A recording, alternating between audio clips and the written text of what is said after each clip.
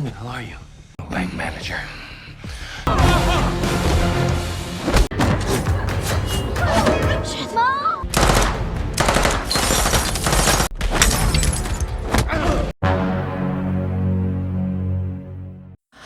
ini Isun akan menceritakan alur film yang berjudul The Family Plan 2 yang merupakan kelanjutan dari film sebelumnya. Yang belum nonton, silahkan nonton. Linknya sudah saya cantumkan di kolom komentar ya. Baiklah, tanpa perlu berlama-lama lagi, yuk mari kita simak alur ceritanya.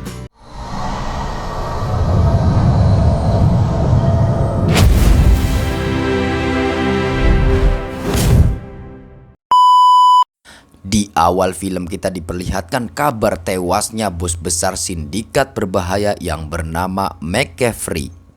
Lalu kita diperkenalkan kembali dengan Dan Morgan dan Jesse, sepasang suami istri yang memiliki 3 orang anak bernama Max, Kyle, dan Nina yang sekarang merantau di London dan bekerja sebagai seorang jurnalis. Dan sendiri sekarang menjalankan bisnis yang ia bangun sejak beberapa tahun yang lalu. There's more like it.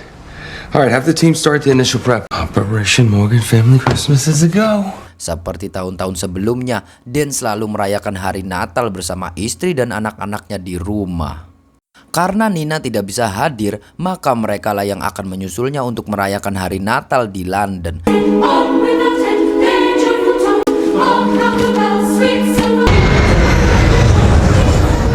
Sesampainya di sana, Dan langsung mengajak semuanya untuk mendatangi apartemen Nina dengan harapan kedatangan mereka akan menjadi kejutan untuknya. Namun tak lama setelah mereka masuk ke dalam, justru Dan lah yang dibuat terkejut karena Kyle memergoki ada orang asing yang mandi di apartemen Nina.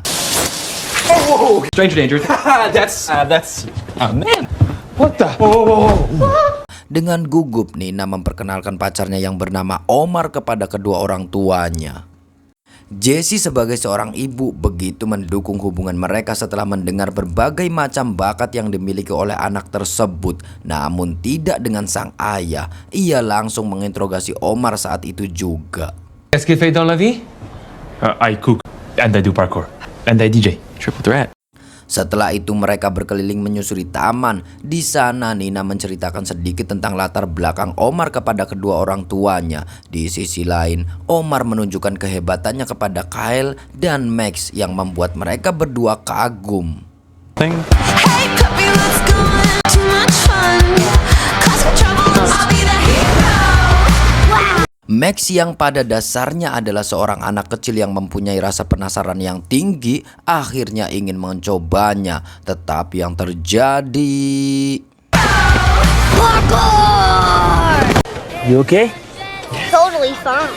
Keesokan harinya, Dan nampak sedang bersiap untuk menghadiri rapat di suatu bank bersama dengan kliennya. Setelah ayahnya pergi, Nina menanyakan perihal tawaran pekerjaan ibunya yang ternyata direkrut sebagai ketua atletik di Ohio, negara bagian tengah Amerika Serikat.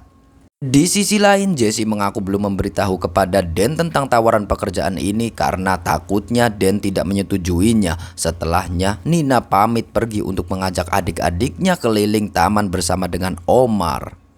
Just don't wait too long to tell him. Do it, okay? Good luck! Adegan beralih kepada Dan yang telah sampai di tempat tujuan. Ia langsung bertemu dengan seseorang yang diketahui bernama Finn yang mengaku sebagai seorang manajer di bank tersebut. Ternyata Finn adalah klien dari Dan Morgan. Di sini Dan diminta untuk membobol bank tersebut karena Finn mengetahui bahwa Morgan sangatlah handal dalam hal membobol. Dan pun menyanggupinya. Satu persatu pintu berhasil diterobos secara terang-terangan menggunakan alat canggih. Oh wow, look at that. Centcom 584. Good old-fashioned paperclip.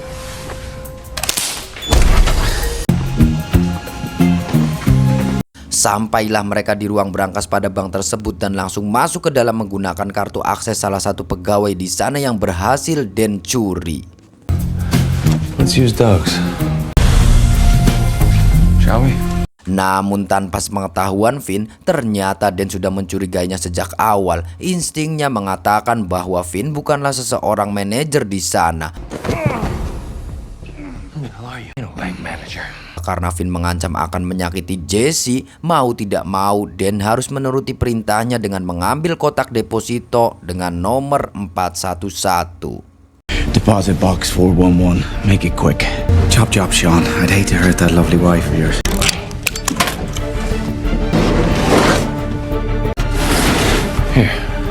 Lalu Finn menyuruh Dan untuk membuka kotak tersebut sambil menodongkan senjata kepadanya. Rupanya kotak tersebut berisi kunci kerajaan milik sang ayah, yaitu McCaffrey yang dikabarkan sudah tewas sebelumnya.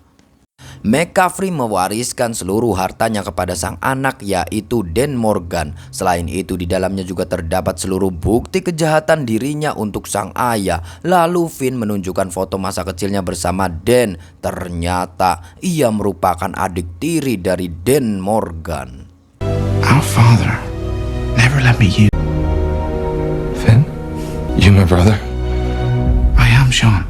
Di sini Finn berniat mengambil alih seluruh harta warisan sang ayah dari tangan Dan dengan mengancam akan menyebarkan seluruh bukti kejahatan masa lalunya. Dengan demikian Dan akan dipenjara seumur hidup, bahkan bisa saja dihukum mati karena perbuatannya. Kemudian Finn memerintahkan Dan untuk berpura-pura menyandranya agar bisa keluar dari sana. Mau tidak mau Dan pun harus menurutinya karena sekarang istrinya sedang diculik oleh mereka. Get down! Everyone stay down! Get down! He's a madman! I got you out. Where is she?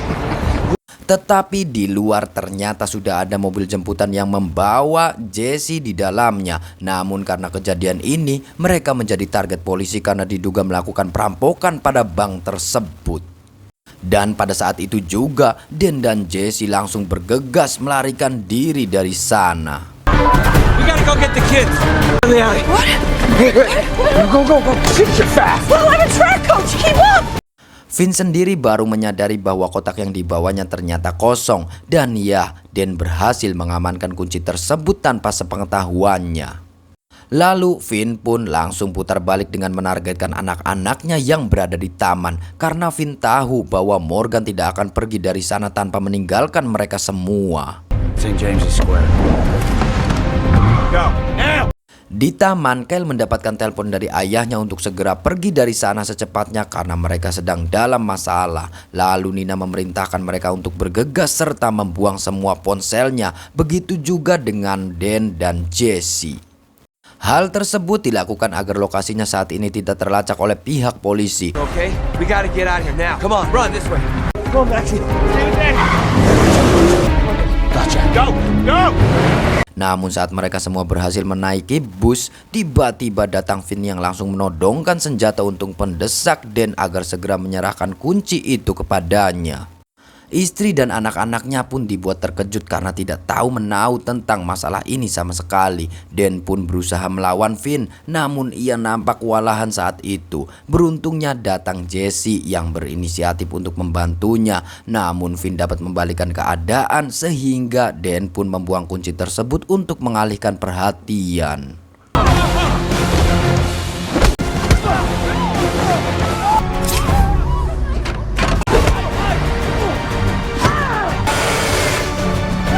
Hey, Sean. You want it?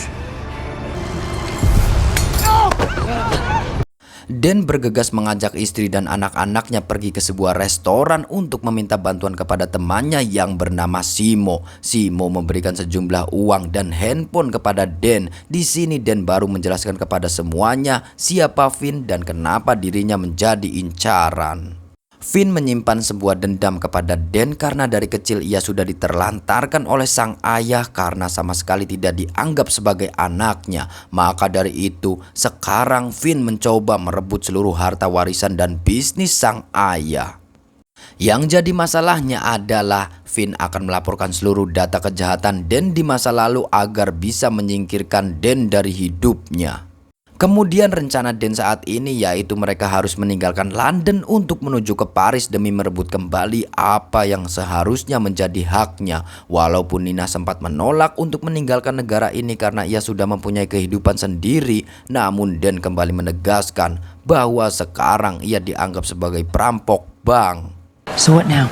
We get out of London immediately. No, I've got like an entire life here now. Over, Nina. Okay, well, I'm an adult. With that key, Finn has access to my father's encrypted server of everything that I did in the past. Di sisi lain, Finn sudah tiba di Paris untuk menuju ke kediaman McCaffrey, sedangkan Dan dan keluarganya masih dalam perjalanan menuju ke sana melalui jalur laut agar lebih aman. Kemudian adegan beralih kepada Finn yang bertemu dengan kepala pelayan di sana atau orang kepercayaan McCaffrey untuk mengurus rumahnya. Ia bernama Vikram. Finn menjelaskan kepadanya bahwa mulai detik ini ialah yang mengambil alih seluruh harta dan bisnis milik sang ayah. Walaupun kehadirannya sempat ditolak oleh Vikram karena tidak ada wasiat bahwa Finn lah yang mewarisi seluruh hartanya, namun setelah Finn menunjukkan kunci yang dibawanya, dengan sedikit kaget Vikram pun langsung mempersilahkannya masuk ke dalam. Well, now that dear old Dad's gone, come home to take over the family business. He would have found a way of communicating it to me before he died. He did. Welcome home, Master Finn.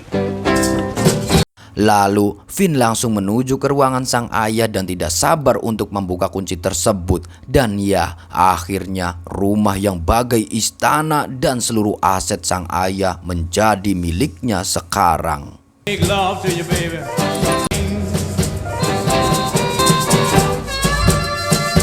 All right, old man. Sedangkan Dan beserta anggota keluarganya terlihat sudah sampai di Paris. Nina pun menanyakan kepada sang ayah kenapa mereka harus pergi ke sini. Lalu Dan sedikit menjelaskan bahwa disinilah kampung halamannya dan pasti sekarang Finn sudah berada di rumah milik sang ayah. Sebelum menyusul Finn, mereka semua pergi menuju rumah mantan pacar Dan yang bernama Svetlana. Jessie sebagai istri tak setuju kenapa harus pergi ke tempat sang mantan. Di sini Dan menjelaskan bahwa mereka sekedar untuk menumpang di sana karena hanya tempat itulah mereka akan aman. Tak lama kemudian mereka sampai di sana dan langsung disambut sangat hangat oleh Svetlana. Oh my God! Oh, wow. Oh, he's allergic to. Oh, so happy to see all of you. Hi, I'm Jessica, his wife. Di dalam ia memberikan koran harian yang memberitahukan aksi perampokan di bank. Dan ya, ternyata berita Dan dan Jessie sudah tersebar kemana-mana sehingga ia pun mengetahui apa maksud kedatangan mereka ke sini. Setelah itu, Dan mendatangi Finn di sebuah museum hanya seorang diri. Ia memohon kepada Finn agar tidak melanjutkan bisnis sang ayah. Seluruh hartanya boleh diambil tetapi tidak untuk bisnis gelapnya. Namun Finn berkata bahwa dirinya iri kepada Dan karena selalu menjadi anak emasnya sang ayah. Saat dirinya masih kecil, ia rela harus berhujan-hujanan berdiri di luar rumah hanya untuk mengintip kehidupan mewah Dan. Semua yang tidak ia dapatkan dahulu harus menjadi miliknya sekarang. Just to catch a glimpse of the life you had. I was so jealous. I wanted to run after you. I left that life behind. That's easy for you to say, Daddy's little prince. Dad tried to kill me, right? You end this right now. Stop trying to be Dad. If you want, I don't give a shit, but don't become him. I'm not waiting outside in the cold. Come near my family again. Tear you apart. Dan akhirnya Finn memutuskan untuk memanggil beberapa anak buah ayahnya yang dulu sempat bekerja untuknya. Ia akan memberikan imbalan berkali-kali lipat untuk siapa saja yang bisa menyingkirkan Dan darinya. Di tempat lain, Dan menyempatkan waktu untuk berjalan-jalan merayakan malam Natalnya bersama keluarga. Setelah pulang saat semua keluarganya sudah tertidur, terlihat Svetlana yang mengajak Dan untuk minum bersama. За здоровье. Namun yang tidak diketahui oleh Dan, ternyata minumannya mengandung obat bius yang membuatnya pusing seketika. Svetlana mengatakan yang sejujurnya bahwa Finn memberikan imbalan yang sangat besar bagi siapapun yang bisa membunuh Dan. Namun setelah dipikir beberapa kali, dirinya menyesal karena telah melakukan hal sebodoh ini. Lalu ia memerintahkan Dan untuk segera pergi dari tempat ini karena ada beberapa pembunuh bayaran yang akan datang. Dengan setengah sadar, Dan mencoba membangunkan istri dan anak-anaknya. Jessie sangat marah kepada Svetlana kenapa ia tega melakukan ini. Svetlana pun meminta maaf kepada Jessie karena dirinya sudah tergiur oleh uang. Kemudian ia memberikan kunci mobilnya sebagai permintaan maaf agar mereka semua bisa segera kabur dari tempat ini. Kyle pun mengambil alih kemudi setelah semuanya sudah masuk ke dalam mobil. Akan tetapi ia sedikit kaku karena tidak terbiasa menggunakan mobil manual. Jesse pun terpaksa mengajarinya secara dadakan sehingga mereka akhirnya bisa kabur dari sana. The 3 pedals. It's a stick. Namun mereka berhasil diikuti oleh 2 orang yang berusaha menembaknya dari belakang. Mereka kejar-kejaran melewati kerumunan orang, bahkan melewati tangga pejalan kaki sampai-sampai dikejar oleh 2 mobil sekaligus. Dan akhirnya pengejaran pun terhenti ketika Kyle berhasil melewati sebuah persimpangan.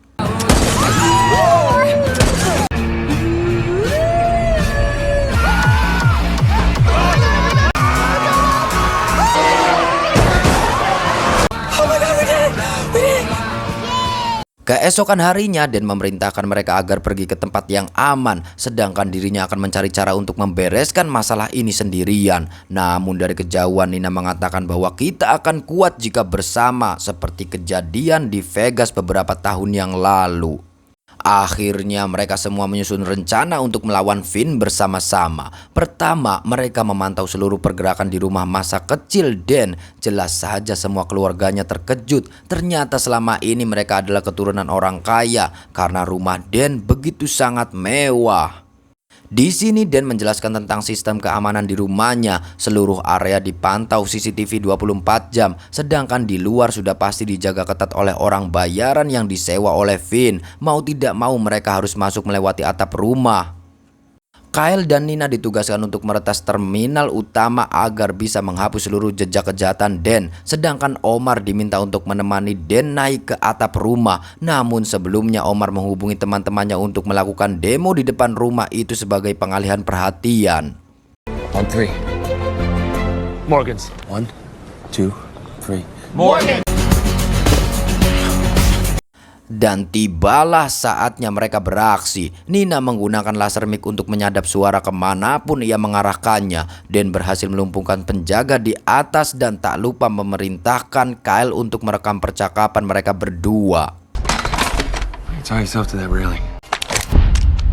By me. Dan? Setelah Kyle menggunakan rekaman tersebut untuk mengelabui Finn yang kala itu memonitori penjaga menggunakan HT-nya, tak lama datang teman-teman Omar yang ternyata mereka tidak hanya 1-2 orang saja. Puluhan orang pun datang ke sana untuk mengalihkan perhatian Finn. Oh, you assholes.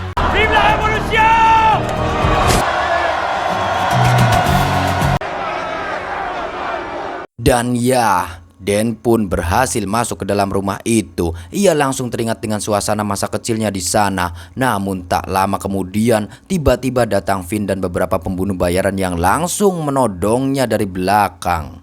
Mereka membawa Dan ke ruang eksekusi, tapi Finn menyadari kamera dan mikrofon yang dibawanya. Goodbye.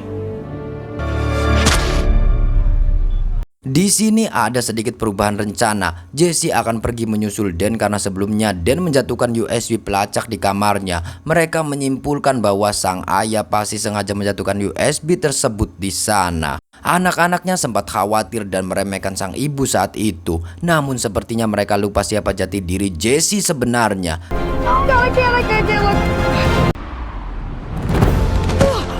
Jesse pun berhasil masuk ke dalam kamar Dan dan menemukan USB tersebut. Sedangkan di ruang bawah tanah terlihat Dan yang sudah siap untuk dieksekusi.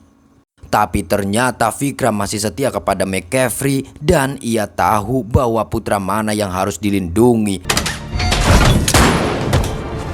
That was foolish, Vikram. My loyalty will always be with your father. Jesse sendiri langsung menuju ke ruang utama untuk memasang USB ke dalam perangkat sehingga Kyle bisa mengakses kamera CCTV di rumah itu. Namun tiba-tiba mereka melihat kedatangan seseorang dan segera memerintahkan sang ibu untuk segera bersembunyi. Tetapi saat orang tersebut mendekat, Jesse memutuskan untuk melawannya dengan tangan kosong.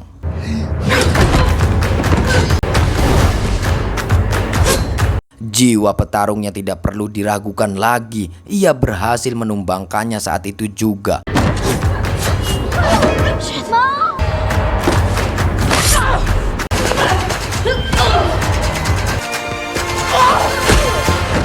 Sedangkan di luar, anak-anaknya juga terlihat akan dikejar oleh salah satu orang sewaan Finn. Kyle buru-buru menyelesaikan tugasnya untuk mentransfer seluruh uang tersebut. Karena tidak cukup waktu, mereka memutuskan untuk kabur dari sana. Come on, let's go.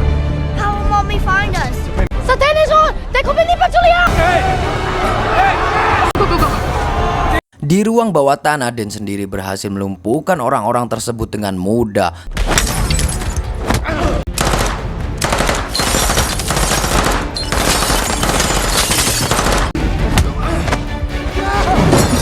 Tersisa Finn yang dibuat kebingungan karena memang faktanya ini adalah rumah Dan, rumah masa kecilnya. Ia tahu betul seluruh sudut di tempat ini. Karena tidak kunjung menemukan Dan, Finn pun bergegas menuju ke ruangan utama. Awalnya ia mengira mereka gagal menguras semua hartanya, akan tetapi tiba-tiba... You blew it, Danny boy.